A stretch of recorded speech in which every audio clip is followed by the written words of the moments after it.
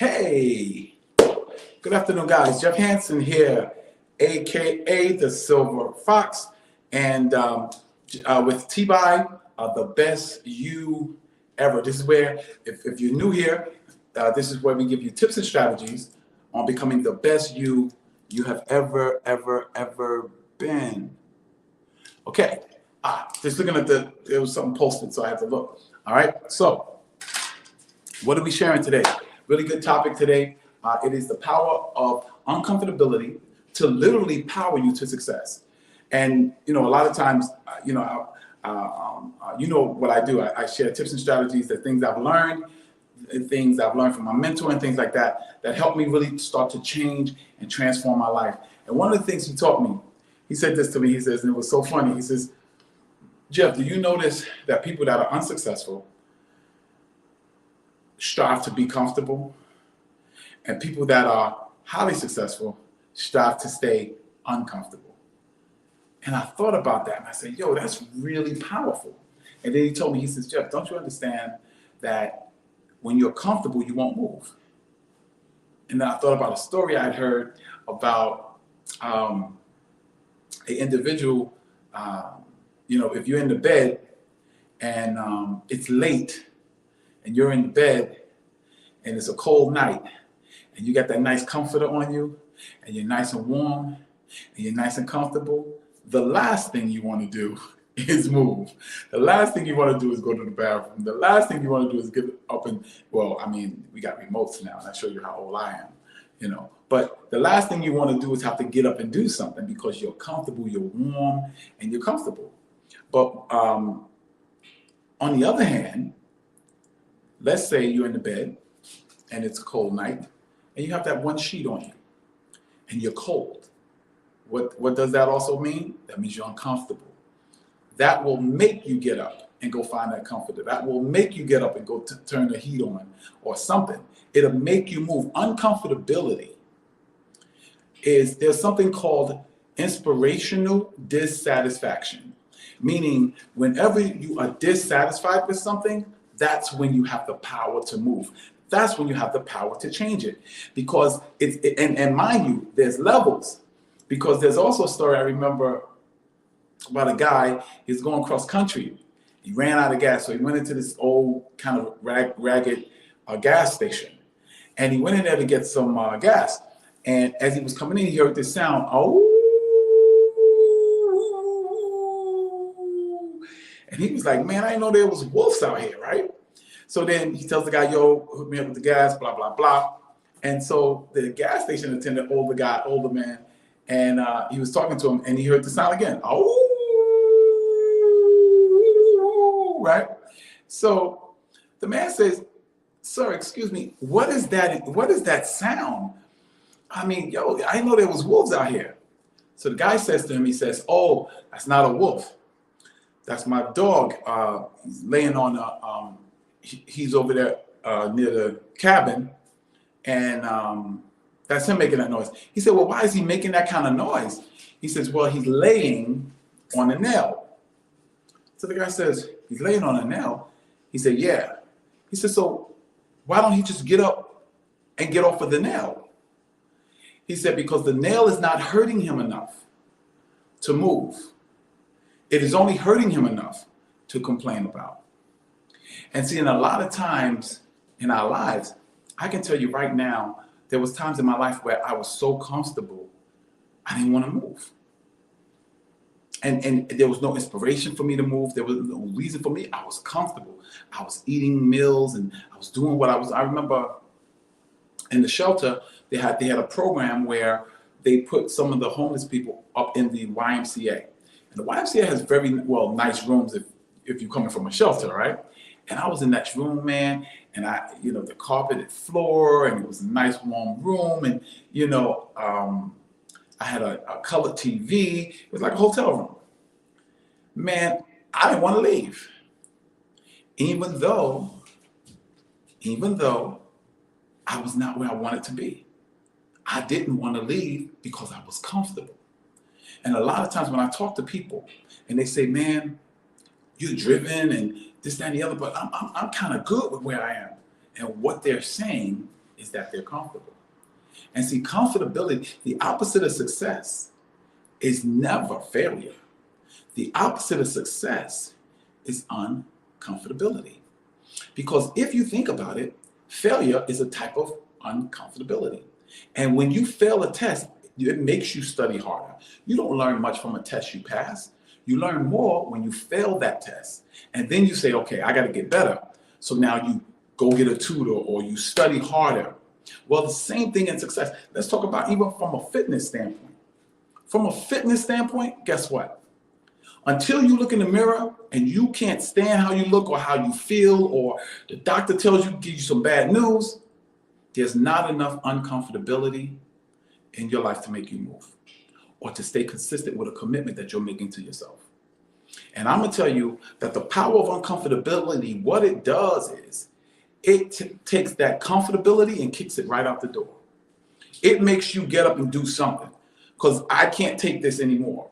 You be in that relationship, it gets to a point where I can't take this anymore. That woman that's being beaten or whatever. There's times where she dealt with it, but it got to a point where, I deserve better than this. So then what happens? She starts taking steps to changing her situation. Uncomfortability is the key that will give you enough ammunition, enough power to move out from where you are toward where you want to be. One of the other episodes I was talking about vision boards. That's what vision boards do. You know why people don't like to dream? Because that dream is a reminder of where they could be, what they could be doing, the life they could be living, the woman or the man they could be dating or marrying. And that's why they'll take it down. I can tell you right now, everyone, my clients, when I train them, I tell them you got to put up a vision board, a health and fitness vision board. Put it on your phone. So every time someone calls you, I want you to be reminded of your goal. Put it on your phone. I want you to be reminded that you're committed to this. I want you to be reminded of what you could look like, where you could be walking, the beaches you're on, and you're not ashamed of how you look. And in the beginning, they'll do it. And then sometimes, they'll quit the program or whatever, and I'll see them months later. The first thing I ask them is, guess what? Show me your phone, especially if they've not stopped working out, stop training. And they look at me and they go, no, I moved the picture. I said, I know you did. Because if that picture was still there, it will cause too much irritation to your comfortability. See, you have to constantly irritate your comfortability if you want to keep moving. Goals, dreams, visions, those things get you uncomfortable with the status quo. You won't stay in that position long if you're constantly being reminded, man, what could I have? Man, how much muscle could I have? Could I have that six pack? Man, if I ate vegan, it would help me from a health standpoint. Man, I could have married that girl. You know what I'm saying? Because uncomfortability is the key to your success. And in uncomfortability, it has the power to inspire you because it creates a sense of dissatisfaction. There's a term I want you to remember. It's called inspirational dissatisfaction, meaning that there is a degree of inspiration that comes from dissatisfaction. When you are not happy with where you are, when you are not happy with who you are, when you're not happy with the money you're making or the car you're driving or the house you live in or the life you're living, that's when you'll move. And the key with it is not just to take it, I'm okay. Like when I was homeless, so as soon as I got a room, I got comfortable again. No. The key is to not only bring in dissatisfaction in your life, but then to feed that fire and make it till it gets so it's so irritable and aggravating that you gotta make a move. You no longer can stay the same. This relationship has to get better. It's either got to get better or I got to get rid of it. This job is going to have to give me a raise so I can make more money or give me better benefits or promote me or something, or I'm going to have to go find another job. And I'm going to tell you something. The more you put that vision, that dream, that goal in front of you, the more irritated you become, the more aggravated you become, to the point where you get sick and tired of being sick and tired. And that's when you'll make a change. No one's going to have to encourage you to go to the gym. When someone, I'm going to tell you something. One of the things, and I oftentimes don't tell people this story, but I'll tell you. I remember I was working in a hospital in Brooklyn, and a girl I really liked her. She said, we went out for lunch or whatever. I said, and she said, you're a nice looking guy, man. And you're nice too. But man, she said, your butt is flat. You got no butt. It looks like a wall with a line down the middle. I was like, oh no. And I was like, wow. Because first of all, I was young and dumb. I didn't know that women look at your butt or your legs. And real talk. So I said, now here's me. Now, first of all, what did that statement do in my life? It made me uncomfortable with what I looked like. It made me uncomfortable with my appearance. And then you know what it did? I went and studied. I said, so how can you get a butt? I studied, found out that your gluteus maximus is a muscle.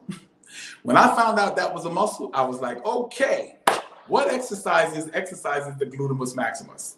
Squats. So I started squatting, boom, boom, boom, boom. And I mean deep squats, like no partials, all the way down, all the way up.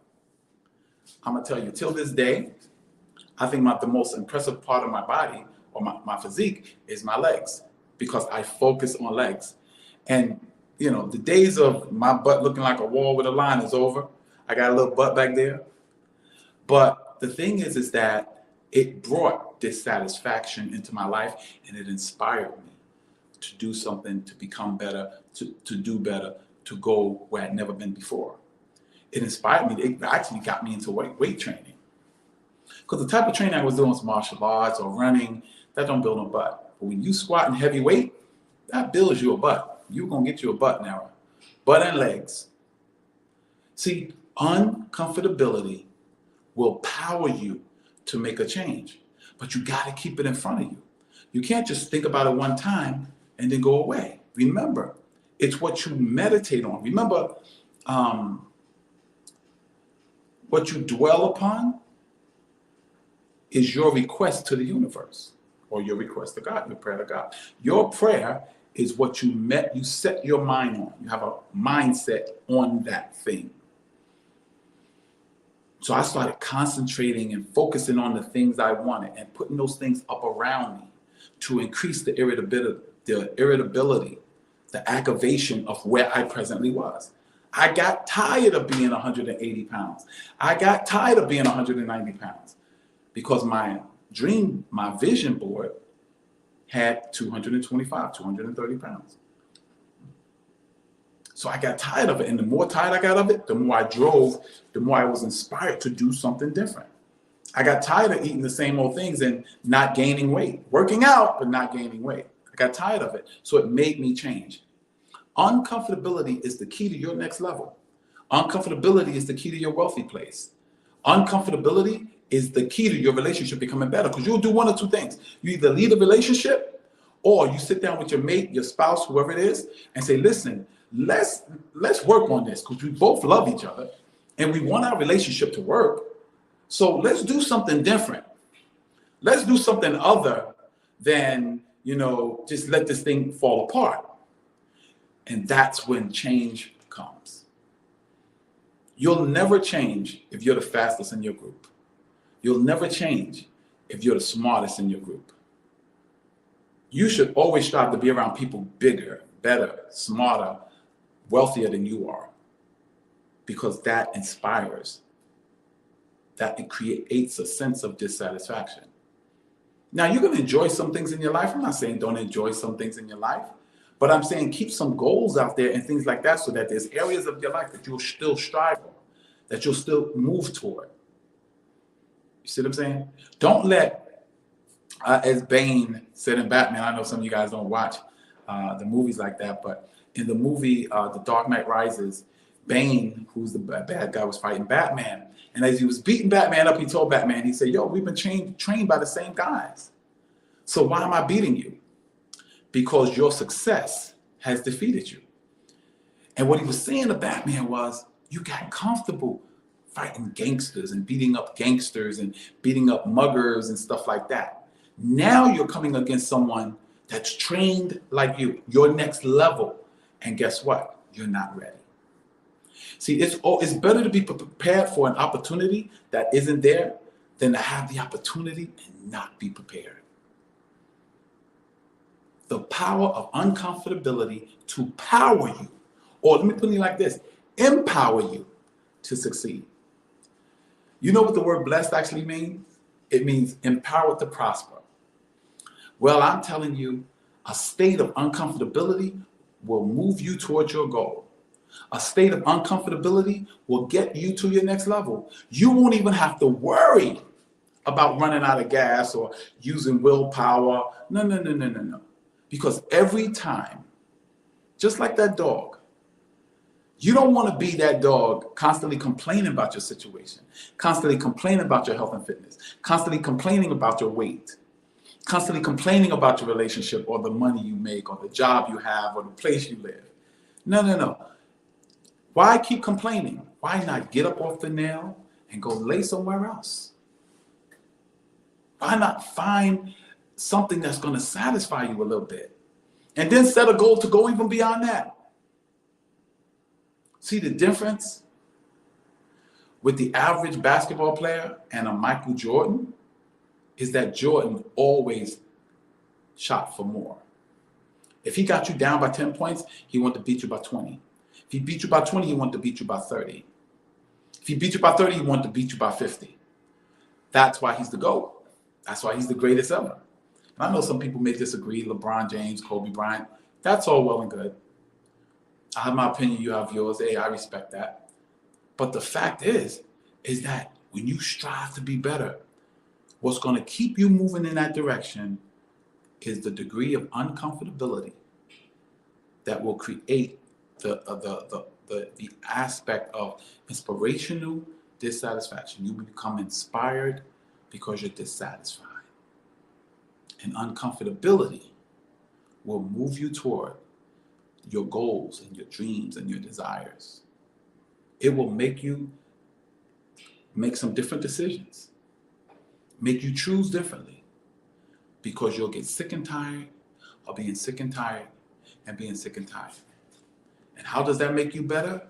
Because anything that pushes you towards your goals and your dreams, anything that pushes you towards your aspirations, anything that pushes you to bring that vision into fruition, anything that pushes you to exercise personal development and become a better you, that is inspirational dissatisfaction. So that is the source and the key to the power of uncomfortability. Use your power to create uncomfortability in your life, whether it's through vision boards, whether it's through walking in wealthy neighborhoods, whether it's through going test driving cars that you can't afford right now. And when you create enough uncomfortability, trust me, the universe will provide resources and people and places and things that will build, that will open up doors for you, for you to have those very things that you've come to desire, those things that you've come to want. Ladies and gents, we've been doing this for about 20 minutes. I hope something I said motivated you. I hope something I said encouraged you, move you in that direction, make you think a little bit different, make you do a little bit different, make you implement some of what I said. And remember, if there's something I said that brought some value to your life, something I said that was worth something to you, change your life for the better, please like and subscribe. Now, of course, if you're watching it on YouTube, like and subscribe. If you're watching it on 365 Days of Fitness Challenge, my Facebook group, or any of my groups, wherever you're watching this at, like and subscribe it, give a comment. I hope something I said encouraged you. I hope something I said motivated you. I hope something I said made you uncomfortable so that you'll do something different, because we understand that if we give you tips and strategies on becoming the best you ever, we know that the best you ever will create your best life ever. This is Jeff Hansen, aka the Silver Fox, and I'm just excited about 2022. I'm excited about you. I'm excited about you going from you 1.0 to you 2.0. God bless you, and may heaven smile upon you.